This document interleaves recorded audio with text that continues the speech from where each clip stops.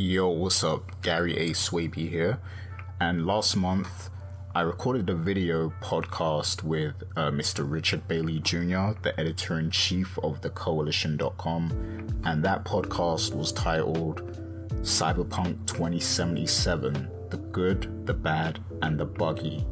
And in that video discussion / podcast, we were pretty negative on CDPR, because we had run through the whole history of Cyberpunk, and then we ended off the show kind of giving our personal thoughts on the game, and we were overly negative because we realized that the game wasn't exactly what we were expecting, and at the time the whole gaming industry were kind of mad at CDPR. But since completing the game myself, my perspective has changed slightly on it. So in this video, I'm basically going to give my final thoughts on Cyberpunk 2077 after finishing it. And hopefully I'm gonna have a bit of good thoughts and bad thoughts as well, just so it's more balanced. So here's my official review of Cyberpunk 2077. So the main thing I love about this game is just the way Night City looks aesthetically. Like, there's times when I'm playing the game and I'll literally just, stop what I'm doing and look around. And it's similar to the feeling I get whenever I'm in a major city such as New York City or downtown LA or even parts of London, City of London in particular. And yeah, it just blows my mind away that the game looks this good and Night City looks this good, and then you have all the lights going on and all the signs and animations and everything that makes it have that cyberpunk feel. And I just really love the attention to detail that CDPR put into the way Night City looks. So that brings me to one of my biggest disappointments, which is, yeah, Night City looks amazing, but beneath the surface, there's not really much going on. So, it's kind of shallow because, the NPCs, they have real basic level programming, in my opinion, because random NPCs you come across, they don't have a lot of logic or intelligence programmed into them. For instance, let's say you're driving in Cyberpunk 2077 and you overtake a car and you stop right in front of it, and that car will stop, and then the following cars behind it will stop, until there's a line of traffic basically, and then there's like nothing happens after that most times. Like, you can move out the way and they will just sit there, and if you just stay where you are and don't move at all, they won't try to get around you. So it's little things like that that kind of just makes it feel not alive. It feels like the city isn't really alive and that it's all just an illusion. And it really makes me appreciate games like Skyrim and Grand Theft Auto and even The Witcher 3, because they had more advanced NPCs by far. Like, NPCs in that game, they're more reactionary, and also they have like their own schedules and things that they do, whereas in Cyberpunk 2077 an NPC has to be specifically scripted to do something. Otherwise, they're just a basic NPC with no real intelligence. So that's one of the main things I didn't really like about, Cyberpunk 2077 as an open world game. It just feels like it's not really alive, and more often than not, it kind of breaks the immersion for me and reminds me that I'm just playing a game. And then on top of this, I feel like there's not enough activities to do in Night City also, like especially considering that, this is the same company, CDPR, that came up with Gwent in The Witcher 3, which is like a side activity in The Witcher 3 that you can spend hours in. Like I must have spent at least like 20 hours in just playing Gwent and finding Gwent cards in that game. And yeah, that goes to show you the level of detail they put into side activities in that game, you know. But Cyberpunk 2077 is without a doubt missing side activities.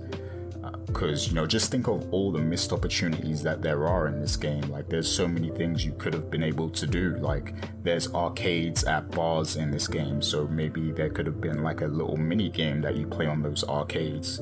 Or also there's a mission where, you know, you have to go to a shooting contest, like to shoot guns and stuff at a shooting range. But why isn't the shooting range an option outside of that mission, so that, you know, you can test out your guns or your shooting skills in general? And then also, you know, just think of Johnny Silverhand and his role in this game.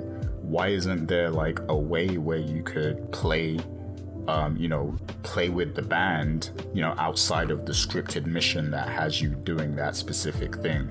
It just feels like a lot of the stuff that was promised initially or teased in trailers just ended up being scripted events. Like, and the problem is that they're one-time scripted events, so it happens in the story and then never again. So I think that's a big problem too, because there are times in the game when you don't have a lot of story missions available, so it's like you could be doing something else just to, you know, fill the gaps in between or something.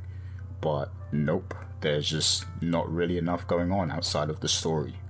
But speaking of the story though, I have to say that is the one thing that I do love about this game. You know, the one thing that makes me forgive, you know, CD Projekt for what they've provided us here with Cyberpunk 2077 is the fact that the story just really resonated with me. Like, I loved it. And, you know, to the point where when I saw the ending, it actually ended up touching me a little, just thinking about being in V's situation at the time, you know. And I think they do a good job of that, putting you in the shoes of V and, you know, making you feel like you have to kind of make these decisions and these choices. And by the end of the game, it really does feel like you've been on this journey with Johnny Silverhand, and it feels like your, you know, relationship, your attachment to Johnny Silverhand has, you know, grown throughout the game. So that's something that they did really well. And also some of the side stories, you know, in the side missions, those were really good and really deep. And, you know, there's a few in there that really make you think about the parallels to, you know, the world that we are currently living in. Particularly the politician side mission, which I won't spoil, but it was really, really good and I enjoyed that one. So yeah, the writing and the storytelling, I really did enjoy that part of Cyberpunk 2077, and I do hope that, you know, there will be some DLC that kind of expands on things, because there's so many different loose ends in the game and within the characters that you meet that I feel like CD Projekt Red could explore for a very long time. I will say one thing though, with regards to Johnny Silverhand and Keanu Reeves, it does feel like, you know, once they knew that they had Keanu Reeves, you know, for the game and everything, it feels like they kind of switched up the entire focus of the story to revolve around him. And I feel like before, you know, that happened, I think it was around 2018 or something, where they first announced that, or it could have been 19. It's one of those, I believe. But before that, I feel like this was going to be a game completely focused on V's journey and V alone, you know, whereas Silverhand might have been a character that was referenced because his history is a part of Cyberpunk in general. So then maybe his involvement would have been much more subtle initially, but then when they got the deal with Keanu Reeves, they probably made the decision that if we're gonna have Keanu Reeves in the game, then he needs to be a huge focus of the story. So I feel like that's what happened here, and I don't necessarily have a problem with it because the story they did give to us was good enough. It was satisfying for me, but I do also wonder what a game would have been like with just V, you know, and just V's journey, through Night City. I think that would have been pretty interesting. So to kind of summarize my thoughts here a bit, despite all of the problems with, Cyberpunk 2077, including the bugs and, the missing content that was promised and things of that nature, all of the unfulfilled promises, like despite all of that, I had tons of fun with this game. I put in over like 100 hours or so. I played it for like over a month now. So I really did enjoy Cyberpunk 2077, and I feel like a lot of people can find enjoyment in the game. The gameplay is pretty fun. I wouldn't say it's, one of the best role-playing experiences out there. It's more style of action RPG. So, if you're okay with that, then there's a lot to enjoy here. And I haven't really talked about like the gameplay mechanics and things of that nature here, because I feel like there's enough content out there that focuses directly on that. This was just to kind of summarize my thoughts and just give another perspective on things after the podcast that we recorded last month. So if you haven't heard that, you can go back and listen to it and compare with what I've said today. And also do let me know what you think of the game, and if you're excited for more content, as well as all the patches that CD Projekt has promised are coming in the next few weeks. That's it for now, but we do have some more content coming up soon, and probably a co-op podcast, because there's been some interesting news coming out. So look out for that down the pipeline. Until then, thanks for checking out the video. Leave your feedback below. Peace out.